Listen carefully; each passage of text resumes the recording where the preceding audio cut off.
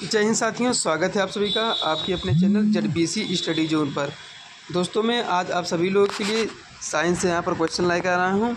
प्रत्येक क्वेश्चन को जो है आप अच्छे से करिएगा और लास्ट में अपना स्कोर बता दीजिएगा। और ये पूरा हमारा इंपॉर्टेंट क्वेश्चन रहेगा सीटेट के लिए, ठीक है।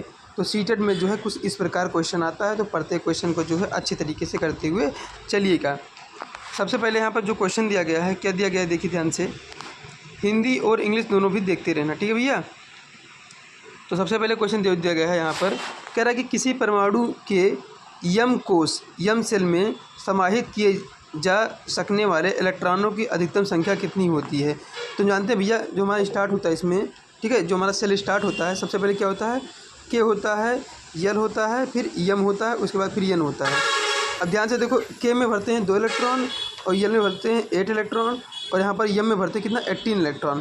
ठीक, ध्यान से देखिए यहाँ पर, तो यम में जो है हमारे पास कितना, यम सेल में जो है हमारे पास कितना इलेक्ट्रॉन हो जाएगा यहाँ पर 18। तो इस क्वेश्चन के लिए जो है ऑप्शन नंबर बी यहाँ पर राइट आंसर हो जाएगा।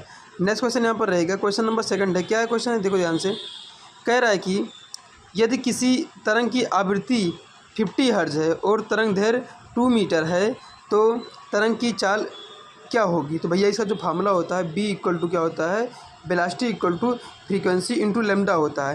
फ्रीक्वेंसी आपसे बताया है, इसमें कितना बताया है आपसे, फ्रीक्वेंसी बताया है 50 बताया है यानी कि आवृत्ति, और यहाँ पर जो है तरंग दैर्घ्य यानी कि लेमडा को बताया है 2, ठीक है। तो इसको जब मल्टीप्लाई करेंगे तो 50 × 2 यानी कि 100 आ जाएगा, ठीक है। तो 100 मीटर पर सेकंड हमारा जो है यहाँ पर करेक्ट आंसर हो जाएगा। तो इस क्वेश्चन के लिए जो है यहाँ पर सेकंड ऑप्शन जो है राइट आंसर हो जाएगा 100। नेक्स्ट क्वेश्चन यहाँ पर आपके लिए रहेगा, क्वेश्चन क्या है देखो ध्यान से। कह रहा है कि सार्वत्रिक गुरुत्वाकर्षण नियतांक जी का मान किसके द्वारा जो है खोजा गया था, ठीक है भैया। यानी कैपिटल जी का जो है मान किसके द्वारा जो है खोजा गया था, जिसका वैल्यू होता है 6.67 × 10⁻11 होता है, ठीक है। ये जो है किसके द्वारा जो है खोजा गया था, ये जो है हेनरी कैवेंडिश के द्वारा जो है खोजा गया था। ऑप्शन नंबर बी यहाँ पर राइट आंसर हो जाएगा। हेनरी कैवेंडिश ने जो है कैपिटल जी का जो है खोज किया था। तो इसी प्रकार को जो है हमारा यूपी टेट में क्वेश्चन आता है, तो प्रत्येक क्वेश्चन को जो है अच्छे से देखते हुए चलिएगा। नेक्स्ट क्वेश्चन यहाँ पर रहेगा आपके लिए, क्वेश्चन नंबर 4 है। कह रहा है क्वेश्चन, धातु अम्ल अभिक्रिया परीक्षण के दौरान कौन सी गैस पॉप ध्वनि के साथ जलती है, ठीक है भैया। Which gas burn with A pop sound, मतलब पॉप साउंड के साथ जो है कौन सी गैस जो है जलती है। तो भैया जो हमारा हाइड्रोजन जो होता है ये जो है पॉप साउंड के साथ जो है जलता है, ठीक है। ऑप्शन नंबर बी यहाँ पर राइट आंसर हमारा हो जाएगा। नेक्स्ट क्वेश्चन यहाँ पर रहेगा, क्वेश्चन नंबर यहाँ पर रहेगा आपके लिए, क्वेश्चन नंबर 5 यहाँ पर दिया गया है। क्या दिया गया है, बिल्कुल ध्यान से देखिए क्या दिया गया है। कह रहा है कि एक्वारेजिया अम्लराज सांद्र हाइड्रोक्लोरिक अम्ल और सांद्र नाइट्रिक अम्ल का ताज़ा मिश्रण जिसका अनुपात होता है। तो भैया देखो, जो हमारा HCl और यहाँ पर जो बोला है एक्वारेजिया में, और सांद्र नाइट्रिक एसिड यानी कि HNO3 का, और यहाँ पर जो हमारा इसका रेशियो होता है, HCl का हमारा 3 होता है और यहाँ पर HNO3 का हमारा जो है 1 होता है। तो इस क्वेश्चन के लिए जो है ऑप्शन नंबर यहाँ पर फर्स्ट राइट आंसर हो जाएगा। ट्रिक बता दे रहा हूँ, देखो HCl में H1 हो गया, C1 हो गया और L हो गया। टोटल देखो हमारे पास कितने यहाँ पर लीटर दिख रहे हैं, 3, तो 3:1 यहाँ पर जो है ऐसा कुछ ट्रिक आप बना सकते हो। ऑप्शन नंबर फर्स्ट यहाँ पर राइट आंसर हो जाएगा। नेक्स्ट क्वेश्चन यहाँ पर है, क्वेश्चन नंबर जो 6 दिया गया, क्या क्वेश्चन है। यदि हवाई जहाज़ 4000 मीटर की दूरी तय करता है और किया गया कार्य कितना 20,000 जूल है तो लागू किया गया बल। तो भैया इसको जो है निकालना है, यानी कि W इक्वल टू क्या होता है, वर्क इक्वल टू क्या होता है, फोर्स इंटू क्या होता है, डिस्प्लेसमेंट होता है। हमको निकालना भैया फोर्स, तो फोर्स बराबर क्या हो जाएगा यहाँ पर, वर्क अपान क्या हो जाएगा, डिस्प्लेसमेंट। तो वर्क हमारा कहाँ यहाँ पर जो है कितना दिया गया, 20,000 दिया गया है, तो 20,000 हमने जो है इसको ऐसे लिख दिया। और यहाँ पर जो दूरी जो दिया गया है वो कितना है, 4000 दिया गया है। 4000 को भी ऐसे लिख दिया। यहाँ पर 0 से 0 कट गया, 0 से 0 कट गया, 0 से 0 कट गया, और 4 पंचे हमारे पास यहाँ कितना हो गया, 5 हो गया। तो ठीक है, तो यहाँ हमारा वर्क कितना आ गया यहाँ पर, सॉरी हमारा फोर्स यहाँ पर कितना आ गया, 5 न्यूटन आ गया। ऑप्शन नंबर ए यहाँ पर राइट आंसर हो जाएगा, 5 न्यूटन यहाँ पर जो है फोर्स आपसे पूछा था, बल पूछा था आपसे। क्वेश्चन नंबर जो यहाँ पर 7 दिया गया है, क्या है, कार्य करने की दर या ऊर्जा हस्तांतरण की दर को कहते हैं। तो भैया इसको क्या बोलते हैं, हम क्या बोलते हैं, पावर बोलते हैं, ठीक है। रेट ऑफ डूइंग वर्क इसको बोलते हैं क्या, पावर बोलते हैं। ऑप्शन नंबर बी यहाँ पर राइट आंसर हो जाएगा। नेक्स्ट क्वेश्चन रहेगा यहाँ पर, energy can neither be created nor be destroyed but it can be transform from one form to another form, this is known as. ऊर्जा ना तो यह उत्पन्न की जा सकती है और ना ही नष्ट की जा सकती है, लेकिन इसे एक रूप से दूसरे रूप में परिवर्तित किया जा सकता है। इसे क्या कहा जाता है? तो इसको भैया क्या कहते हैं? Law of conservation of energy कहते हैं। ऑप्शन नंबर ए यहाँ पर राइट आंसर हो जाएगा। ठीक है, ऊर्जा संरक्षण का नियम बोलते हैं। ठीक है, इसमें जो है ना एनर्जी को जो डिस्ट्रॉय कर सकते हैं, यानी कि जो है उसका विनाश कर सकते हैं, और ना ही उसका जो है बना सकते हैं। बस क्या कर सकते हैं? एक फॉर्म से जो है दूसरे फॉर्म में जो है कन्वर्ट या बदल सकते हैं, परिवर्तित कर सकते हैं। नेक्स्ट क्वेश्चन यहाँ पर आपके लिए रहेगा क्वेश्चन नंबर 9। क्या क्वेश्चन दिया गया है? यह साइकिल की गति वेग दोगुनी हो जाए तो उसकी गतिज ऊर्जा कितनी हो जाएगी? भैया उसकी काइनेटिक एनर्जी पूछ रहा है कितनी हो जाएगी। तो सिंपली हमारे काइनेटिक एनर्जी बराबर फॉर्मूला होता है हाफ mv²। तो यहाँ पर ध्यान से देखिए, हाफ हो गया, एम हो गया, और हमारा जो यहाँ पर गति ऊर्जा है जो है दो गुनी हो जाती है, यानी कि 2 और b का यहाँ पर होल स्क्वायर। ठीक है, तो यहाँ पर जो हमारा निकल कर आएगा ke = 4 टाइम आप क्या ke फाइनल वाला ke डैश। तो यहाँ पर जो हमारा काइनेटिक एनर्जी हो जाएगा वो कितना हो जाएगा? 4 टाइम। ठीक है, 4 टाइम हमारा हो जाएगा। ऑप्शन नंबर सी यहाँ पर राइट आंसर हमारा हो जाएगा। क्वेश्चन नंबर 10 दिया गया है, मानव मस्तिष्क का कौन सा भाग श्वसन, रक्तचाप और उल्टी जैसी अनैच्छिक क्रियाएं को नियंत्रित करता है? ठीक है भैया, जो हमारे इन्वॉलंटरी एक्शन होते हैं जैसे ब्रीदिंग हो गया, ब्लड प्रेशर हो गया और वोमिटिंग हो गया, इनको जो है ब्रेन का कौन सा पार्ट जो है कंट्रोल करता है? तो इनको जो है कंट्रोल करने वाला होता है वो हमारा मेडुला ऑब्लांगाटा होता है। ऑप्शन नंबर सी यहाँ पर राइट आंसर हो जाएगा। क्वेश्चन नंबर 11 रहेगा यहाँ पर, रुकियों वर्टिब्रेट की यकृत कोशिकाओं में SER द्वारा कौन सा महत्वपूर्ण कार्य किया जाता है? ठीक है भैया, तो भैया जो हमारे which important function is perform by SER, यानी कि smooth endoplasmic reticulum in the liver cell of the vertebrate. भैया जो हमारा SER का फंक्शन होता है लीवर सेल में, क्या होता है? डिटॉक्सिफिकेशन ऑफ ड्रग और पॉइजन, यानी कि दवाओं और विषों का जो है विसरण करना, इसका काम होता है। किसका? हमारा SER का हो जाएगा। ऑप्शन नंबर यहाँ पर बी राइट आंसर हो जाएगा। नेक्स्ट क्वेश्चन यहाँ पर रहेगा, क्वेश्चन है यमन के ऑक्साइड की अम्लता का सही क्रम जो है आप बढ़ता क्रम जो है आपको बताना है। तो भैया जो हमारा हम जानते हैं भैया जो हमारा एसिडिटी होता है उसमें जो है सिंपली हम ऑक्सीडेशन देखते हैं। ऑक्सीडेशन मतलब जो, ठीक है, जिसका ऑक्सीडेशन हमारा ज़्यादा रहेगा वही जो है सबसे ज़्यादा जो है उसके अंदर अम्ल रहेगा। तो देखिए ध्यान से, जो हमारा यहाँ पर जो लिखा है, क्या लिखा है यहाँ पर? ध्यान से देखिए क्या लिखा है यहाँ पर, MN2O7। अब यहाँ पर 7 दूनी 14, जब इसका निकालेंगे, जब हम इसका ऑक्सीडेशन निकालते हैं MN2O7 का, तो इसको MN2 को हम मानते हैं x मान लेते हैं, तो हमारे पास 2x हो गया। ठीक है, और फिर यहाँ पर जो है ऑक्सीजन को क्या लिखते हैं? ऑक्सीजन को क्या लिखते हैं? ध्यान से देखो, ऑक्सीजन को लिखेंगे 7 और यहाँ पर -2 से मल्टीप्लाई कर देंगे तो कितना हो जाएगा? बराबर क्या कर देंगे? 0 कर देंगे। तो 2x बराबर कितना हो गया? यहाँ पर 14 हो जाएगा। तो x बराबर कितना हो गया हमारे पास? यहाँ 7।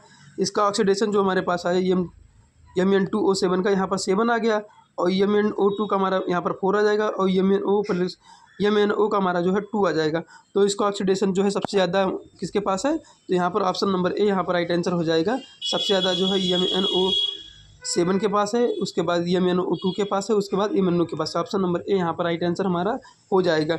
भैया जब भी एसिडिटी देखा जाता है तो भैया सबसे आसान तरीका यही है कि भैया उसका जो है ऑक्सीकरण देख लो, इससे जो है आपका क्वेश्चन जो है सॉल्व हो जाएगा अच्छे से। क्वेश्चन नंबर यहाँ पर 13 रहेगा, निम्न में किसका उपयोग भोज्य पदार्थ में स्टार्च की उपस्थिति ज्ञात करने के लिए किया जाता है? तो भैया स्टार्च की जो है प्रेजेंस को ज्ञात करने के लिए जो है हम किसका उपयोग करते हैं? तो आयोडीन सोल्यूशन का करते हैं। ऑप्शन नंबर फर्स्ट यहाँ पर राइट आंसर हमारा हो जाता है।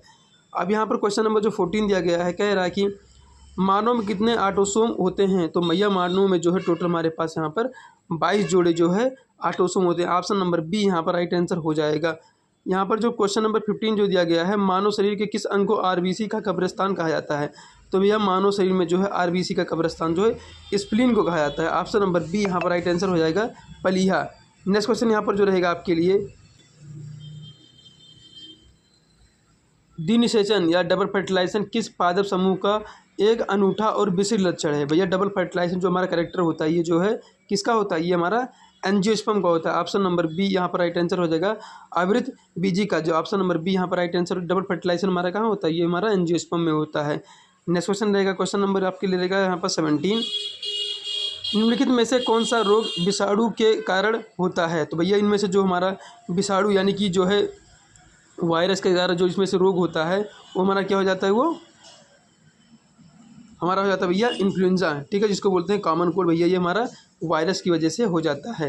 नेक्स्ट क्वेश्चन यहाँ पर रहेगा, कह रहा कि the weight of body at the centre of earth is called. भैया जो हमारा सेंटर पृथ्वी के केंद्र पर किसी पिंड का भार कितना होता है, हमारा ये शून्य होता है। ऑप्शन नंबर ए यहाँ पर राइट आंसर हो जाएगा। क्वेश्चन नंबर यहाँ पर 19 दिया गया है, कह रहा है कि what is the SI unit of magnetic flux. Magnetic flux का जो है आपसे एसआई यूनिट पूछ रहा है, तो मैग्नेटिक फ्लक्स का जो एसआई यूनिट होता है वो हमारा वेबर होता है। ऑप्शन नंबर बी यहाँ पर राइट आंसर हो जाएगा, वेबर। नेक्स्ट क्वेश्चन यहाँ पर जो रहेगा आपके लिए, क्वेश्चन नंबर यहाँ पर जो दिया गया है 20, निम्नलिखित में से कौन सा उपकरण अन्योन्य प्रेरण म्यूचुअल इंडक्शन के सिद्धांत पर कार्य करता है। तो भैया म्यूचुअल इंडक्शन के सिद्धांत पर जो कार्य करता है वो हमारा क्या होता है, ट्रांसफार्मर होता है। ऑप्शन नंबर बी यहाँ पर राइट आंसर हो जाएगा, म्यूचुअल इंडक्शन पर जो हमारा ट्रांसफार्मर काम करता है। नेक्स्ट क्वेश्चन यहाँ पर रहेगा, किसी पॉलीमर बहुलक का उपयोग फर्श की टाइल बनाने में किया जाता है। भैया ठीक है, तो हमारा पीवीसी होता है, इसी को उपयोग जो है फर्श की टाइल को बनाने में जो है किया था। ऑप्शन नंबर ए यहाँ पर राइट आंसर हो जाएगा, पॉलीविनाइल क्लोराइड। नेक्स्ट क्वेश्चन यहाँ पर रहेगा क्वेश्चन नंबर 22। क्वेश्चन क्या है, मीथेन के अणुभार गणना कीजिए। भाई जो मीथेन का अणुभार होता है हमारा कितना होता है, देखो कार्बन का हमारा कितना होता है 12 होता है, और हाइड्रोजन हमारा जो यहाँ पर 4 है, ठीक है। तो हाइड्रोजन का हमारा जो यहाँ पर मॉलिक्यूलर वेट होता है, अणुभार होता है, वो हमारा जो है एक होता है, और 1 गुणे 4 कर देंगे तो हमारे पास कितना आ जाएगा, टोटल 4 आ जाएगा। और यहाँ पर 12 और 4 कितना हो गया, 16। तो इस क्वेश्चन के लिए जो हमारा यहाँ राइट आंसर हो जाएगा 16U हो जाएगा। नेक्स्ट क्वेश्चन यहाँ पर है क्वेश्चन नंबर 23। अब भैया ये क्वेश्चन जो दिया गया है ये हमारा जो है रेसिस्टेंस से दिया गया है। तो यहाँ पर दिया गया है R1 R2 को श्रेणी क्रम यानी कि सीरीज कनेक्शन में संयोजित करने के लिए इनके बीच का सही संबंध क्या होगा। तो भैया इनके बीच का सही संबंध निकालने के लिए क्या करेंगे भैया, जब सीरीज बोला है तब सीरीज का हमारा जो फॉर्मूला होता है RE, यानी कि रेसिस्टेंस इक्विवेलेंट इक्वल टू क्या होता है R1 प्लस क्या होता है R2 होता है, ठीक है। तो इस क्वेश्चन के लिए जो है ऑप्शन नंबर यहाँ पर दिख रहा होगा कि ऑप्शन नंबर ए यहाँ पर राइट आंसर हो जाएगा। अगर यहीं पर जो है आपसे पूछता पैरेलल, तो पैरेलल में क्या होता है कि अपान में चलाता है, क्या होता है अपान में चलाता है, तो 1/RE इक्विवेलेंट इक्वल टू क्या हो जाएगा हमारे पास 1/R1 और प्लस 1/R2 हो जाएगा, ठीक है। अगर हम किसका पूछेंगे अगर हम पैरेलल का पूछेंगे तो हमारा कुछ इस प्रकार निकल कर आएगा, और सीरीज का जो है मैं आपको यहाँ पर लिखवा चुका हूँ, ठीक है। यहाँ पर लिखा है ऑप्शन नंबर ए यहाँ पर राइट आंसर हमारा हो जाता है। क्वेश्चन नंबर 24 रहेगा यहाँ पर, आवर्त के किस समूह ग्रुप में ऊपर से नीचे जाने पर निम्नलिखित में से कौन सा जो है गुण हमारा घट जाता है। तो भैया हमारा इनमें से जो गुण घट जाता है वो हमारा क्या होता है, वो इलेक्ट्रोनिगेटिविटी हो जाता है, ये हमारा जो है घट जाता है, ठीक है। क्योंकि हम जानते हैं जैसे हमने फ्लोरीन ले लिया तो इसका इलेक्ट्रोनिगेटिविटी ज़्यादा होता है, क्लोरीन का ज़्यादा होता है, बस जैसे जैसे फ्लोरीन क्लोरीन ब्रोमीन फिर आयोडीन, तो इनका सबका जो है हमारा इलेक्ट्रोनिगेटिविटी जो है घटता चला जाता है। सबसे ज़्यादा हमारा फ्लोरीन होता है, फिर क्लोरीन होता है, फिर इस प्रकार हमारा होता है, ठीक है। तो घटता जाता है, तो ऑप्शन नंबर सी यहाँ पर राइट आंसर हमारा हो जाएगा। नेक्स्ट क्वेश्चन यहाँ पर है क्वेश्चन नंबर 25 जो दिया गया है, खारे पानी या दलदली तटीय इलाकों जैसे पश्चिम बंगाल के सुंदरबन में उगने वाले पौधों को कहा था। भैया जो पश्चिम बंगाल के जो खारे पानी में उगते हैं उनको बोलते हैं हेलोफाइट्स, ठीक है भैया। खारा कहीं भी है तो उसको ले लो हेलो, ठीक है। हेलो मतलब क्या होता है, खारा ही होता है, ठीक है, यानी कि साल्ट होता है हेलो मतलब, तो साल्टी एरिया में जो हमारा उगेगा उसको बोलेंगे क्या, हेलोफाइट बोलेंगे। ऑप्शन नंबर बी यहाँ पर राइट आंसर हमारा हो जाएगा। टोटल हमारे पास जो है यहाँ पर जो है 25 क्वेश्चन दिए गए थे। अगर किसी भी क्वेश्चन में जो है अगर आपको डाउट हो तो आप जो है कमेंट बॉक्स में कमेंट कीजिएगा, मैं उस क्वेश्चन का आंसर बता दूंगा। मिलते हैं नेक्स्ट वीडियो में, दैट्स ऑल।